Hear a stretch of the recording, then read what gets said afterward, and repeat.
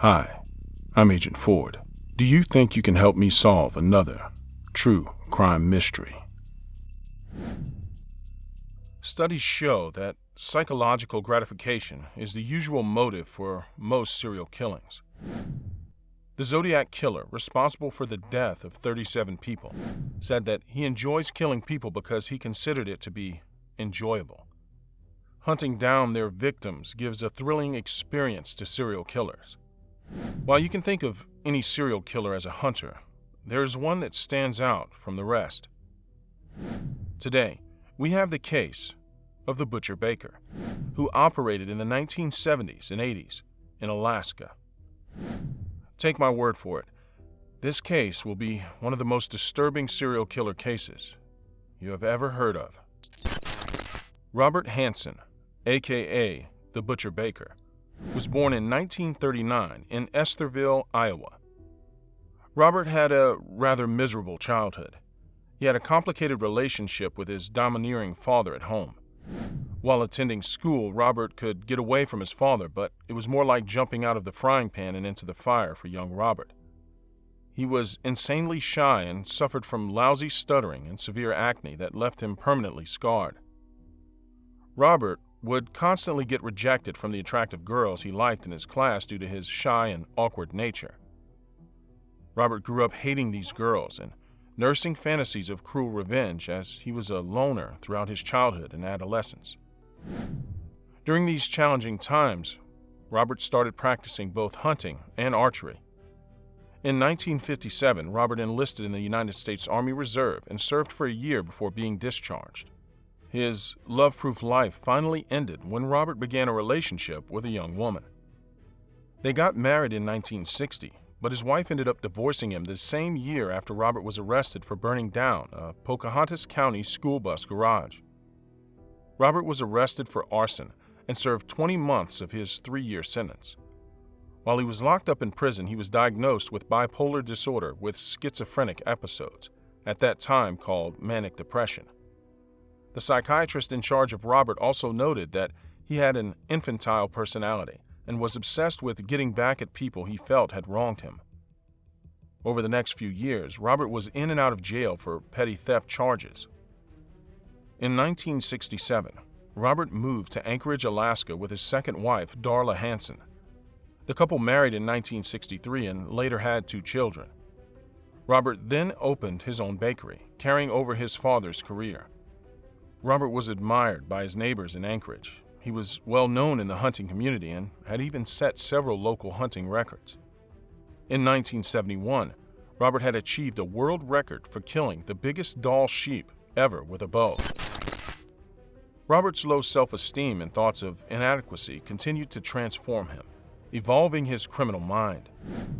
Robert was constantly rejected by women he liked during his life, but prostitutes would rarely say no to money. Robert would find prostitutes and exotic dancers that suited his taste and whisk them away in his private plane. At a glance, he seemed friendly and trustworthy. However, he had a much more sinister motive.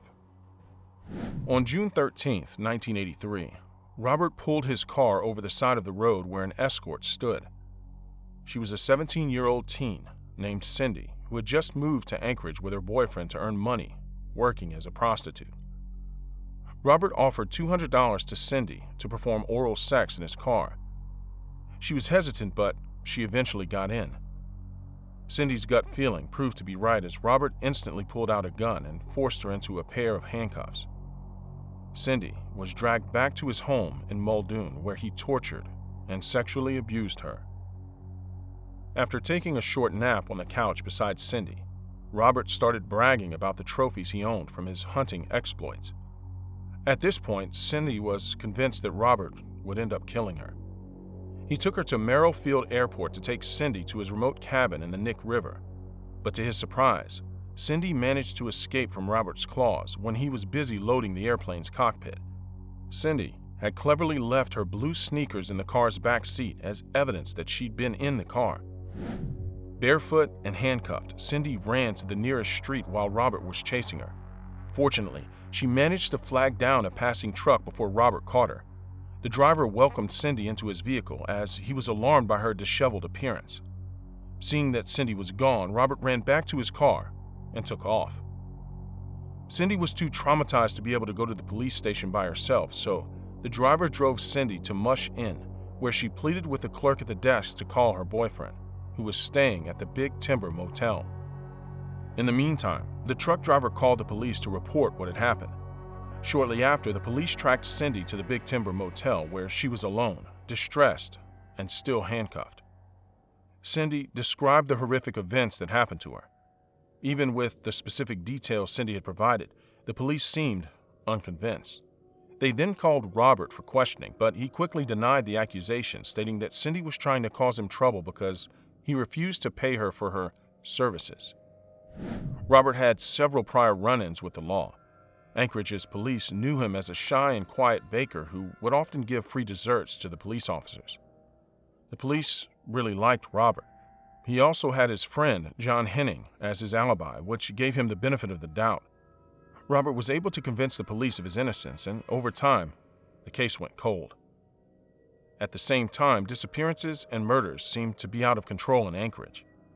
Detective Glenn Floth was a part of the team investigating the discovery of several bodies in and around the area of Anchorage.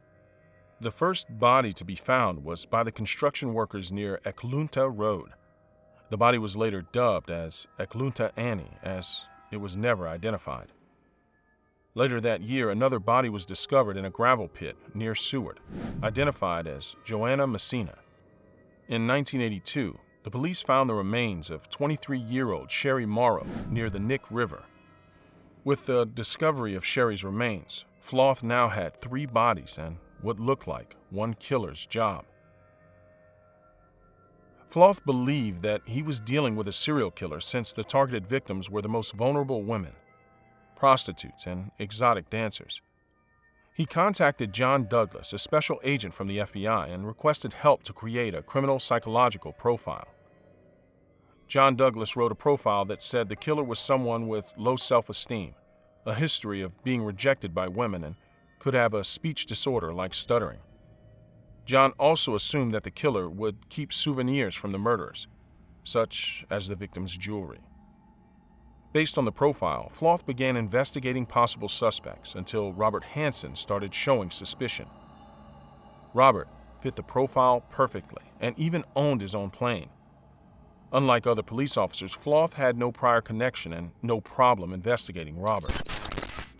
On October 27, 1983, the police secured a warrant to search Robert's plane, house, and vehicles. Upon investigation, the police uncovered jewelry belonging to some of the missing women in Robert's house. They were also able to discover an array of firearms hidden in a corner of his attic. Furthermore, the police found an aeronautical chart with tiny X marks on it behind Robert's headboard. When the police closely investigated the find, they were able to uncover a shocking truth. Some of the X's on the chart matched with the area where the dead bodies were found. The police went into the wilderness for further investigation, and with each new X on the map, they discovered more bodies. Robert Hansen was arrested 4 months after he attacked Cindy. It was only then that the double life he was leading came to light. Robert is assumed to have sexually assaulted over 30 Alaskan women and murdered at least 17. Robert's killing spree began in 1972 and lasted until 1983, until he was arrested. Within this time frame, Robert brought many women out to remote locations to brutally assault and murder them. One of Robert's favorite tactics was to strip his victims naked and let them run off into the wilderness. He would give them a head start to escape, but once they were out of his sight, he would take his knife and rifle and start stalking his prey. At first, Robert targeted any woman that caught his attention, but later on, his target mainly became young exotic dancers and prostitutes, usually between 16 and 19 years old. Robert specifically chose those vulnerable women as their disappearance wouldn't matter much to the public or the police itself. Robert's wife, Darla, says she never once suspected the despicable deeds her husband got up to while he was out. As Robert was an avid hunter and baker, he worked long and irregular hours. Darla was never alarmed by the odd times Robert would leave the house. During the investigation, Robert gained the nickname, the Butcher Baker. He admitted to 17 murders, though only 12 bodies were ever found. Of the 17 women, Robert was only formally charged with the murder of 4: Sherry Morrow, Joanna Messina, Eklunta Annie, and Paula Golding. He was also accused and then charged with the kidnapping and assault of Cindy Paulson. Robert was sentenced to 461 years and a life sentence without the possibility of parole.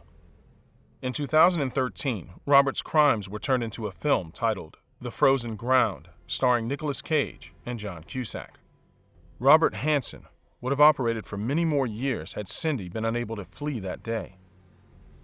In 2014, Alaska's most notorious serial killer, Robert Hansen, died at the age of 75 from natural health conditions.